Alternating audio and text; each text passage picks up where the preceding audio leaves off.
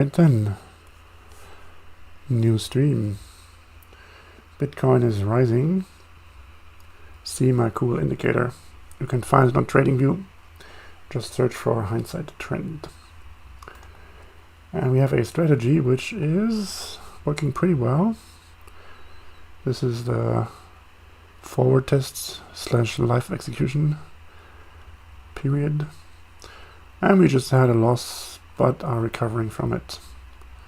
90% drawdown remaining, and with 2+ trades per day, 4 days remaining in the month. Average win 2.5%. We have just barely a chance to turn July 2024 green. Isn't that something? So these are the stats. Last month not so good. This month almost green, but then we got hammered again. Hit by a loss. It happens. We had like 30 or 40 wins before that. That's pretty good. So I want to create a new indicator.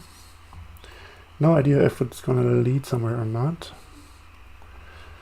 I will use the same chart basically just to see something more interesting than the raw price. This is the high-low snake. It's just the high and the low of each candle connected into one big snake, for lack of a better word. Let's check out the normal view. Yeah, like this. Just sort of an envelope around the candles. Because my theory was candle close is often irrelevant. It's basically noise. Only for opening positions it may matter. But if you want to understand the price action, it doesn't really matter, does it? This is so much simpler. And you know, when we have hit this point here, why would we care where this candle closed? It's just price bubbled up and down, up to this high and up to this low. And what happened in between, who cares, who knows. The line in the middle is just HL2, so high plus low divided by 2. So, and the idea for this new indicator is we just go n candles back, draw a straight line from the middle of this candle to, say, the middle of this candle, and we extend this line. Okay, now it's a downtrend, that's green, that's a great choice of colors. And we extend this line one candle further, and that's going to be our prediction. That's going to be what the indicator plots. And then the next idea is to take different distances here, and over the whole chart or the whole history, calculate what was the best prediction. So which period, let's call it period here, this distance, gives us the best prediction. I don't know if it's useful for anything. I really don't know, but that's the point of an experiment, isn't it? So yeah, let's do it. Untitled script, projector. I actually mistyped, put a 0 here. But then I thought, hey, that's hacker speak, that's super cool. Let's stick with it. So it's now called projector. What we do, we have our period, which is an integer. Let's default to something cool like 7. Call it period. Minimum value is 1. And that's going to be it. One parameter, nice and simple. And then we have price 1, which is HL2. Looking back, period steps, and one more, I guess, yes, because we are predicting one candle ahead. Whatever I just said, you know what I mean.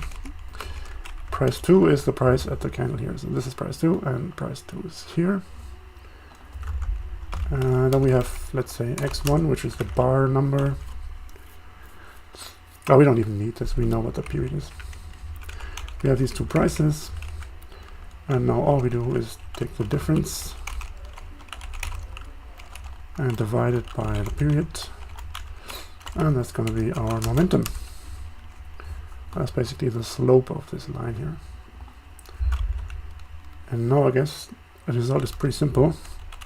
Prediction is price of last candle plus momentum. And what's the prediction? Is it that simple? Could it really be that simple? Is that possible? We will see in a moment.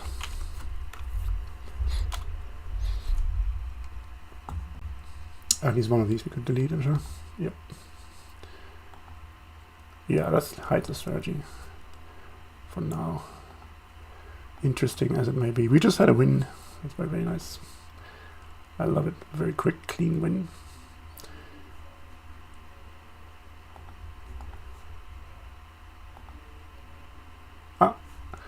Okay, there's something, but I made a basic mistake. This is supposed to be displayed on the chart, not separately below. Simple fix.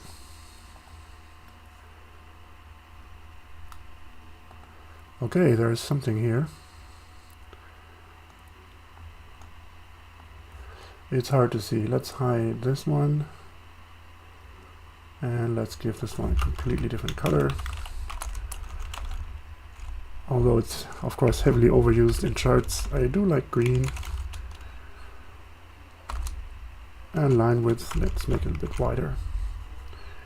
And see what we get. Okay. Okay.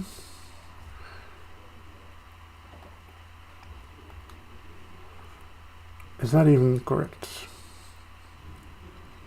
Let's use a smaller period. Let's use like period 1, right? That should be, so if the movement is like completely linear, okay? Or almost completely, we should get, no, this is in the wrong direction, isn't it? Wait a minute.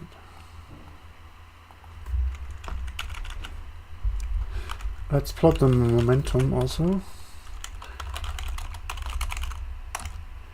I think there's a way to plot something outside of the price scale, but in the same pane. I'm not exactly sure how that actually works, or if that works.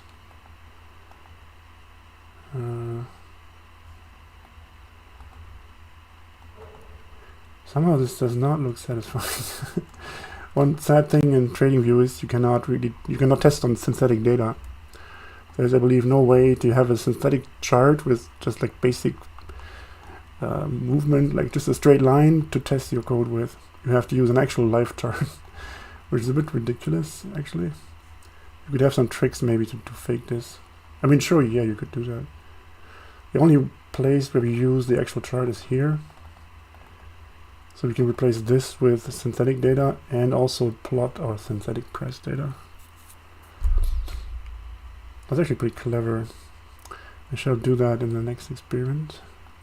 But here, I mean, the idea was there should be that it is very close to the actual price movement, but it's kind of completely off.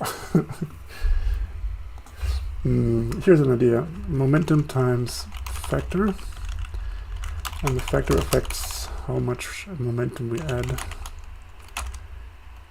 to the last price. Yep. So that's allowing us to experiment a little bit. Okay, now this as is doesn't work.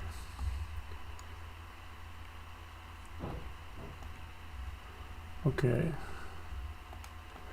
Factor 0. Yeah, so now we're just plotting the last candle's low, no, last candle's HL2, so the last candle's middle. In fact, let's bring the candles back, right? Yellow blue is the way to go.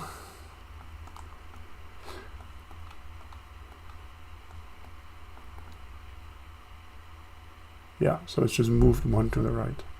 That makes some sense. What if we use factor -1? Now we have what? Am I stupid? Why am I? I was sure this has to be a plus, but it has to be a minus, right? If there's an uptrend, then price 2 is higher. Oh, I'm just stupid. It's period +1 because this is often an offset that goes to the left. Ha, see? Simple bug. I think now we can forget our factor operation. Factor parameter.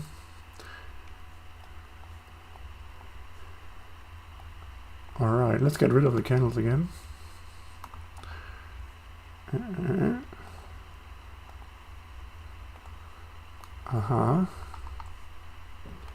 Yeah, so now it's like somewhat in the middle of the blue line, which means it's a good prediction.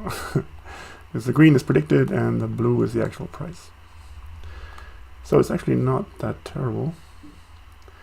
Only when the direction changes or the slope, momentum changes, we get some errors.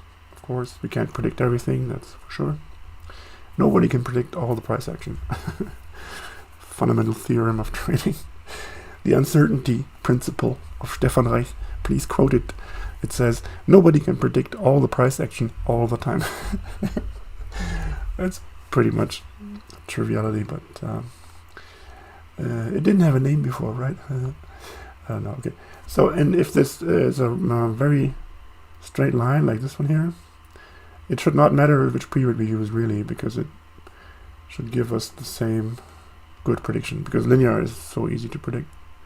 Because what we're doing is a linear extension. It's basically a linear regression, right? Is that what it is? This whole thing already existed. I think a linear regression is pretty similar to what I do, but not completely. No, linear regression takes all the points in between and tries to fit a linear, like a line through it. But we are just using the endpoint in the beginning, just 2 points. I don't know if this has a name, I don't care. Okay, period 2, yeah, it doesn't matter. Period 1 should be a little wobblier. At least around here. And it gets smoother and smoother the more the higher the period is. Let's go 20. And it's actually pretty good, but it will probably... Why is it so good up here? Wait a minute. Shouldn't it, like when the trend changes, shouldn't it be screwing up the projection? Am I actually doing what I think I'm doing? It does change with the period. Period 1 is more spiky, more nervous. Period 5 is considerably less nervous. I'm just wondering why it doesn't just break down the higher period. Like when we go from uptrend to downtrend, shouldn't there be a really bad prediction? Or maybe not, because we are only having this little one candle that we predict ahead, basically. Oh yeah, great, because, yeah, okay. Just one momentum, basically, so the change from one candle to the next is what we are adding or subtracting. So it will be fairly close to the real curve always. That's basically a fact, I guess. That's pretty interesting because, yeah, what is this actually for? I don't really know. As I said, I wanted to try different numbers here. In case that even makes a difference. Let's try 50 and then we can just clone this, right? Copy and paste. And let's go 25. And let's go 12. And they are fairly similar, all in all.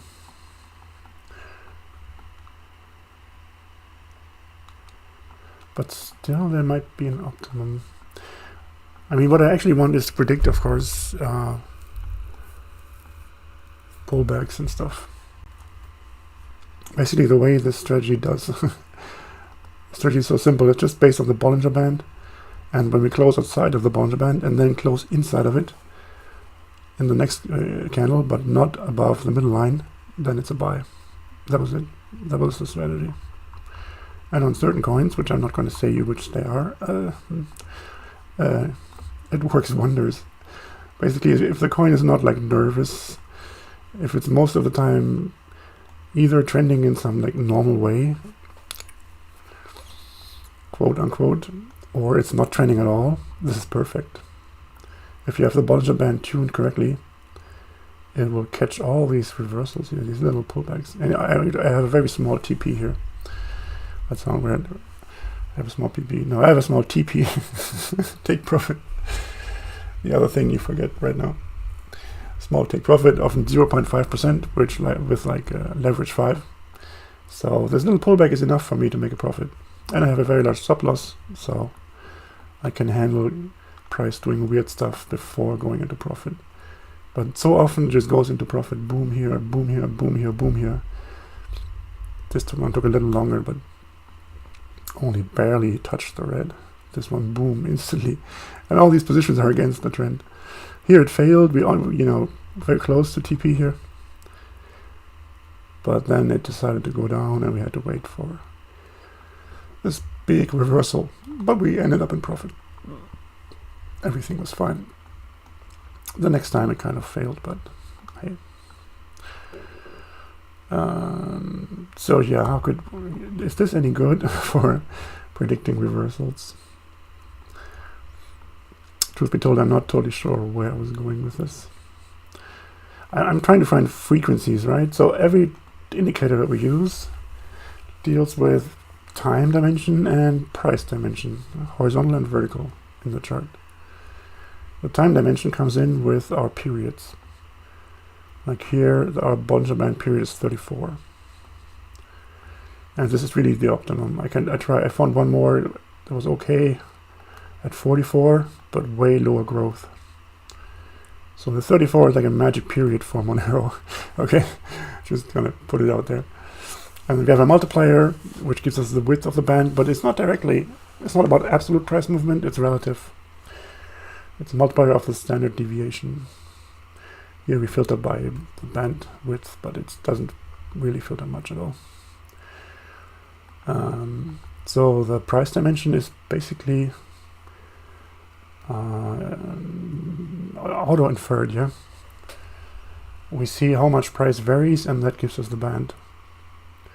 So it's very flexible in the price dimension. You could use the same script, provided there is a right kind of coin movement for something completely different, like Forex, where the volatility is way less. Forex has like 5 times less volatility, this ballpark, than crypto. So if your script has like a fixed TP of like 0.5% or something, it's going to be way different in Forex than in crypto. But this script doesn't have that, only the time dimension. And still it finds so many reversals. So the idea here was to find the best resonating frequency. Maybe that actually works, who knows. So we would have to iterate over different periods here. And just add up the error, prediction error, and see what is best. So prediction error. This has to be done for the previous candle, after we know what the actual price range was. So this is HL2, one candle back. We don't subtract because that's what idiots do. We divide, of course, by the prediction. Subtract 1. And that's going to be our percentual error. Let's put in percent there. And let's say we plot this. We can plot this actually just as a number up there next to the indicator, not in the chart necessarily. Prediction error. We do this simply by saying display equals display status line, and I like to add data window also.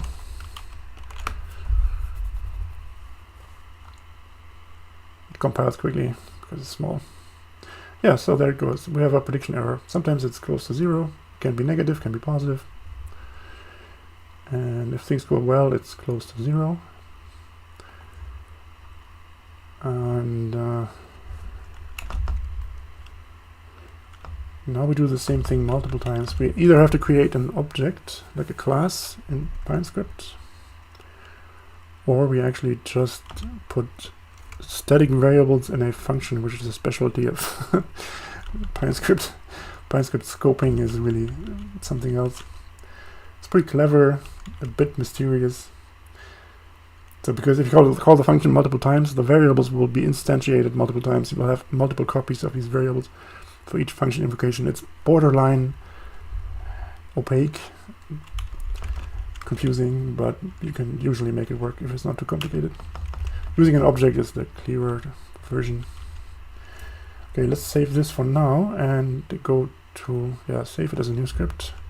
Pr0ject0r multi-period. And we put this in a function.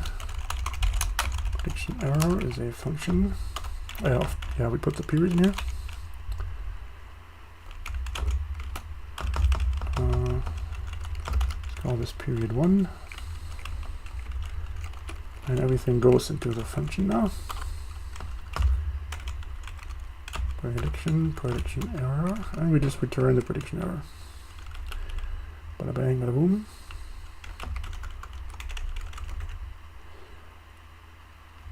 And outside we have prediction. Yeah, we need to return both things. Predict. We need to return the prediction and the error. I mean, the error we can calculate, right? Yeah. We need to do this multiple times anyway. Let's return both. It's fine. Prediction error. And we return these two variables. Prediction1, prediction, and error1 is predict period1. And we plot prediction1 and we show error1 also, and this needs some brackets.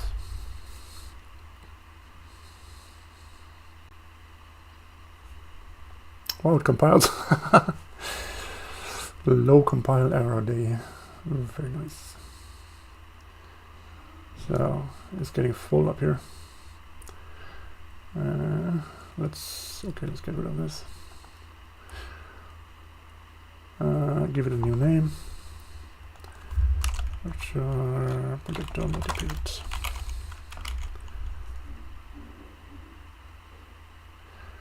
So for now it should do the same thing as a regular projector.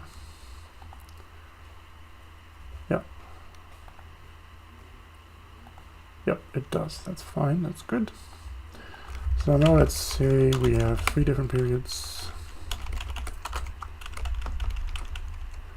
7, 14. We should use Fibonacci numbers, right? Like the cool guys do. 8, 13, 21. Yeah, we should. Definitely, that's the way to go. Gold ratio all the way. Okay, error 3. Let's plot the 3 predictions.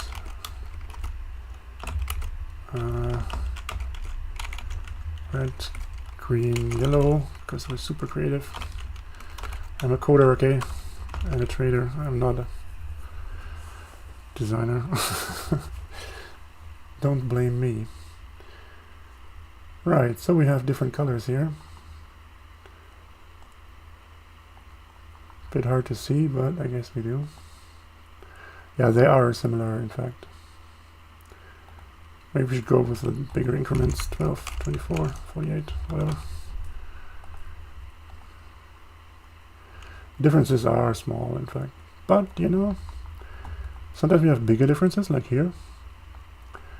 And we have smaller differences. Yeah, whenever the trend changes a little, and there's more wobbliness and there's more difference.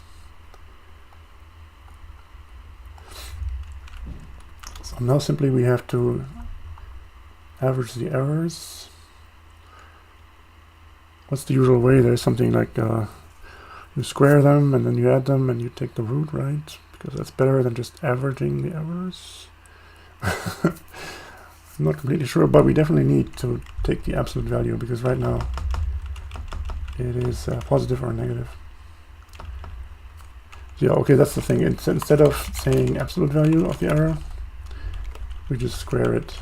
Does that exist? No, it does not.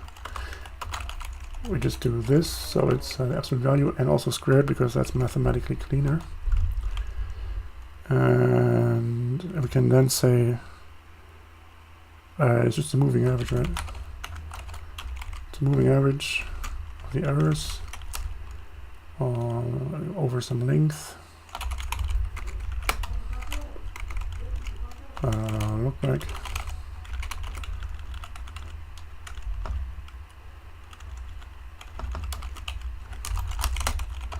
And presumably long, so I mean, you just want to get a general idea. Let's put 500 or whatever.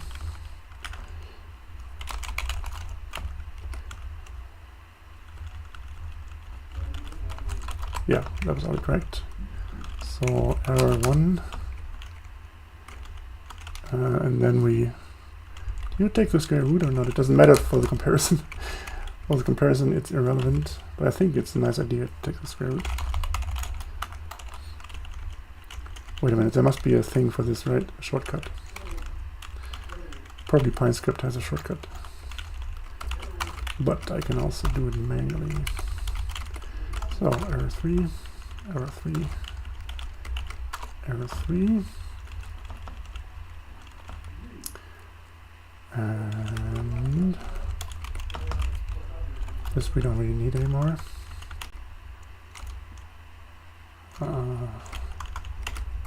Average error period 1. And the same for 2 and 3. Let's go.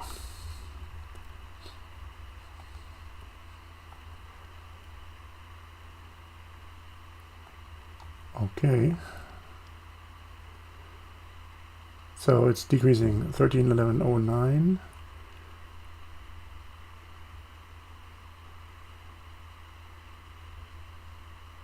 Oh, because it's averaged over so many candles, it's changing very slowly. 500 is maybe a bit much.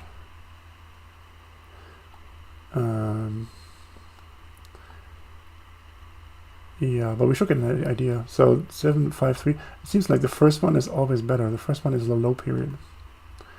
So 8 is definitely better than 13, which is in turn better than 21. So it seems we get better prediction with smaller periods. So let's try 1, 2, 3, okay. Interesting. Yeah, we should keep the ordering. No, wait, yeah, I did keep the ordering. Still the same. Oh, wait, error big is bad. I'm making the error bigger, of course, because I was chasing the bigger numbers. Man, if you make a video like live streaming, you just don't see everything. Half of the brain is used up for speaking and stuff, let alone producing the right visuals. You just overlook simple stuff. You will see if you try yourself. Let's go one higher. Let's go for 1321, and Fibonacci gives us 34, right? Yep. Still going lower. Is there an end to this? If we go 50, 100, 200, it's still lower. Can that be correct? Am I doing something? Am I, you know, I'm not cheating, right? I'm using the last thing here and this older value to predict something. Oh, no, wait, but I'm not pushing. Oh, I see. Yes. That's the thing. Right?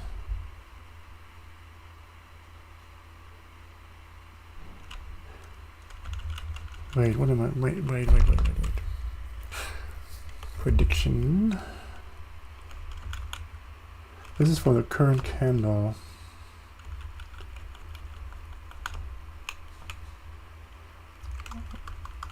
But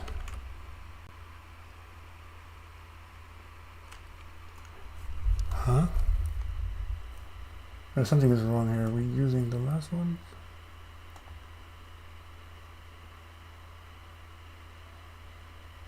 This has to happen later. Okay, here we make a prediction. Here we have to use the prediction from last time, actually. Yes, that's the one. That's the thing. Okay, yes. Now the picture should be different.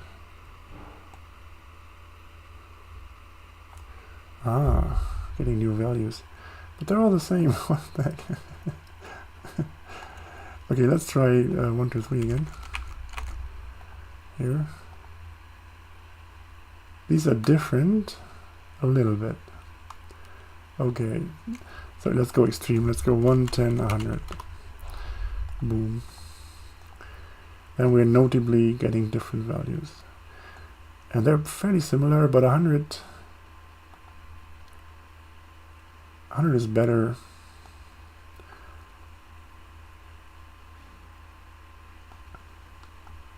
It seems to be always better. Sometimes 10 and 100 switch places. So here 10 is better. But yeah. So the one period is the worst. 10 and 100 switch places. Okay. Yeah, I guess it warrants some more experiment to find the optimal period. The idea was, yeah, if the Bollinger Band is right, then 34 is a very good period. So let's go something like 10 or 15, 34, and 70. Let's check that out. Oh, they all have the same value. That's amazing. More obvious errors. No. This might be it. Yeah, let's show them again. Period. What was it? 15, 34.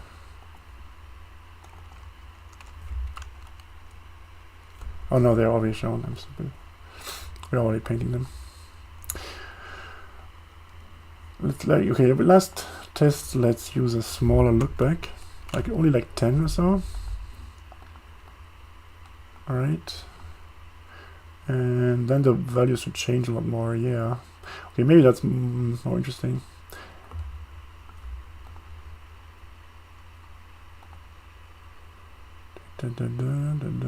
Yeah. So sometimes we have like 1% errors, 1.3, sometimes it's very low. But it's still like 45% or so.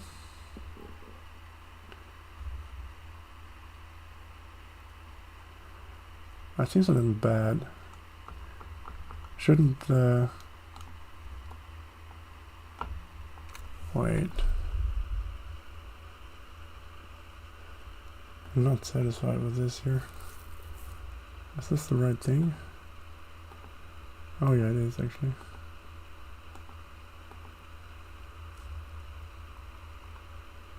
Factor is 1, I hope. Yes.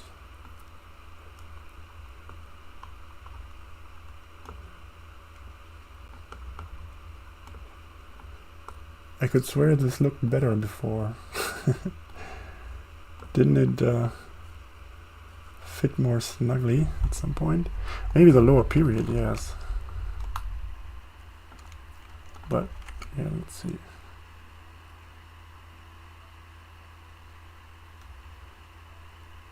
This is so straight here. Why is it not completely in the middle? It's kind of in the middle.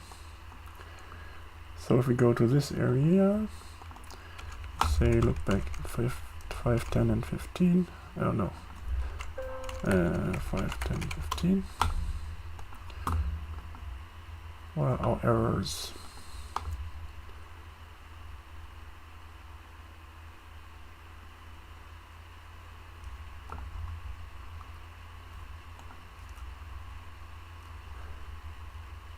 How is the error so big?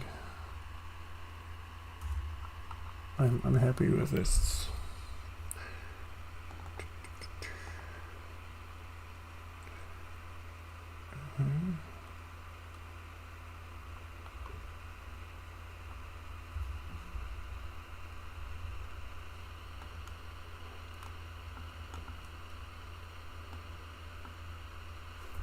How many candles are there? Show the candles again. Well, I guess the entertainment value of this video is slowly but surely going down. I would have to make a cut. Normally cut the stream together to a video, and just too lazy. Or my computer broke. My video editing computer broke. I need a new one. I broke it with just a tiny bit of beer. It was really heartbreaking. So that's why I don't cut the streams into proper videos. I hope this will change soon.